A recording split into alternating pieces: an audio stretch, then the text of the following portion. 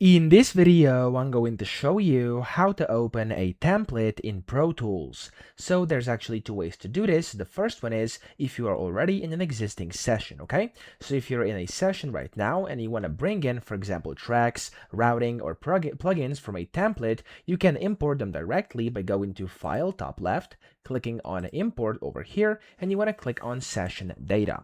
Now, whenever you do this here, you'll be able to find your template. So I have one over here. Usually it's going to be a ptxt file. So I'm just going to click this one for an example, and I'm going to click on Open. Then it's going to show you what's in here. You can just select it and click on OK, and that way you can basically kind of open your template, okay? The second way is if you want to create a new project or a new session. So go to File, top left, click on a new, and then from here you can see session. You can type in the name or whatever. So I'm going to type in test session 1 like this, and of course you can set all these things, and you want to click on create from template, and you'll see your templates over here. I'm just going to click on this one I want to use, click on create, and it's going to create your of course session based on that template and essentially open that template. So that's how to do this. I hope this video helped you out. If it did, please subscribe to the channel and help me out as well.